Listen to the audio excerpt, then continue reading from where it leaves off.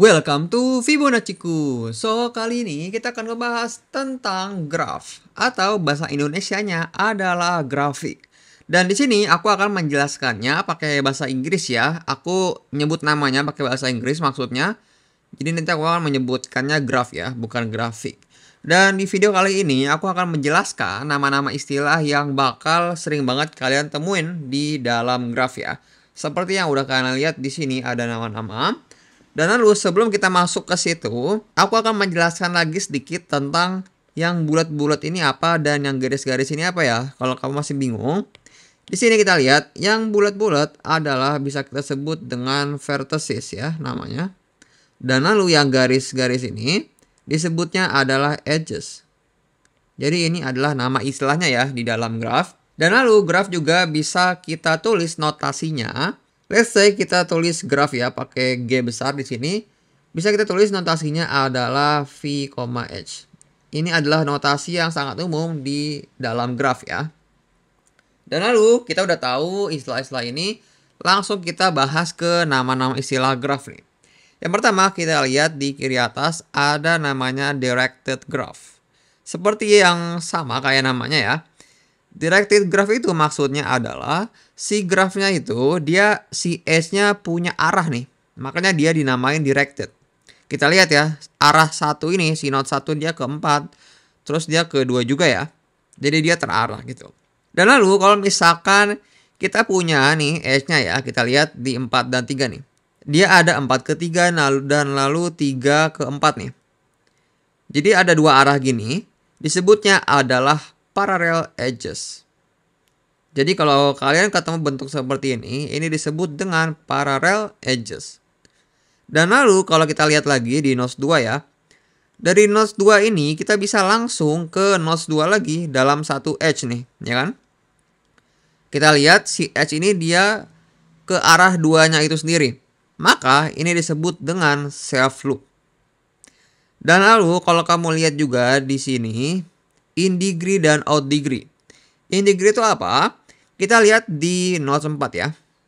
Kita lihat edge yang dari 1 ke 4 dan 3 ke 4. Ada dua edge nih yang mengarah ke 4. Makanya ini dinamakan in degree. Jadi masuk in gitu ke node 4. Makanya di sini kita in degree-nya adalah 2 karena edge yang masuk ke 4 itu ada 2 ya. Dan lalu kalau out degree kebalikannya, out itu keluar ya. Kita lihat juga di sini 4 ke 3 ya, dia keluar nih edge-nya. Makanya di sini kita tulis out degree-nya adalah sama dengan 1. Jadi ini untuk directed graph. Dan lalu kita lihat di sini simple graph. Dan contoh di sini kita lihat simple graph-nya itu adalah sebenarnya directed graph juga ya. Tapi kenapa yang ini dinamakan simple graph? Karena di graf ini tidak ada self loop dan parallel edges. Beda kayak yang tadi ya, yang pertama.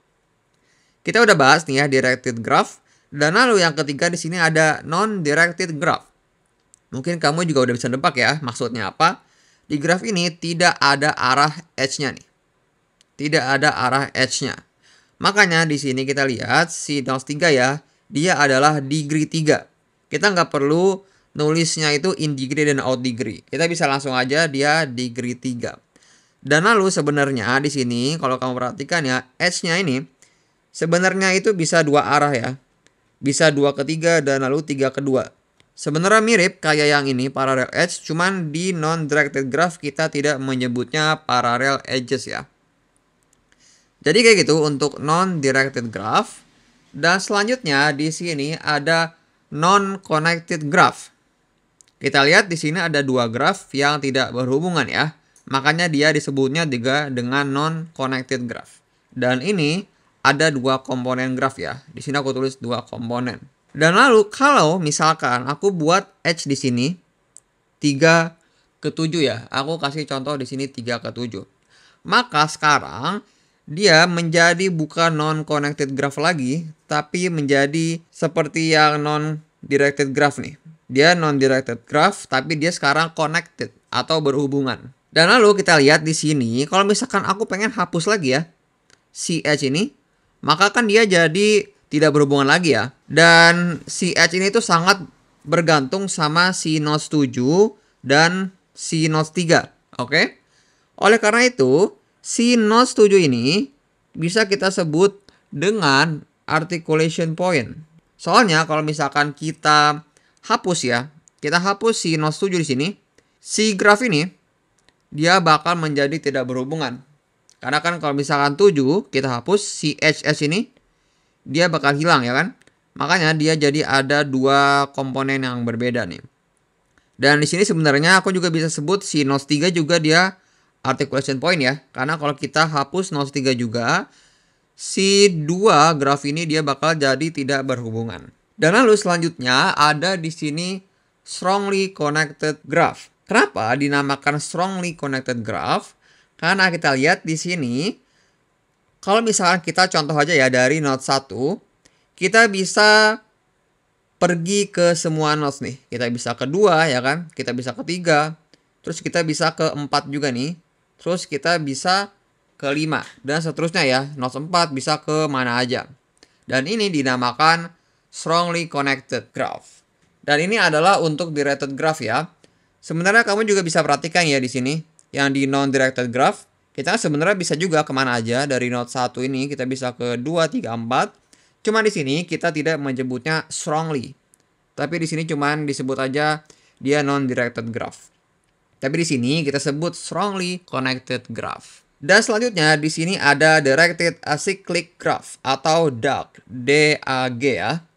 Maksudnya adalah si DAG ini, directed acyclic graph, dia adalah directed graph ya, tapi dia tidak ada cycle. Cycle itu apa maksudnya? Kita lihat di yang strongly connected graph nih. Sebenarnya di sini itu ada cycle, kita lihat. 1 ke 2, terus ke 3, terus 4, terus ke 1 ya kan. Jadi ini dia cycle nih. Dia berputar-putar terus. Jadi itu adalah cycle ya, kita lihat di sini. Dia ada cycle nih, 1, 2, 3, 4.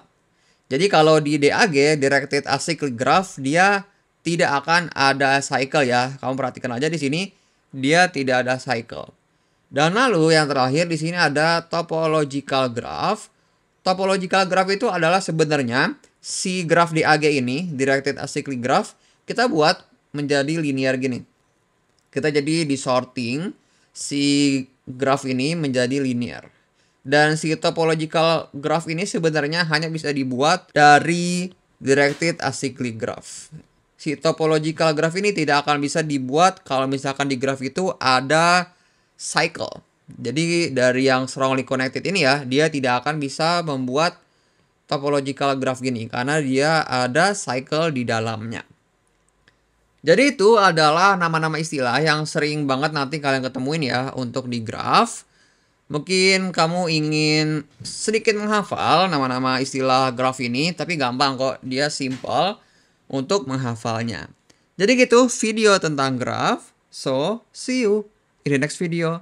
Thank you.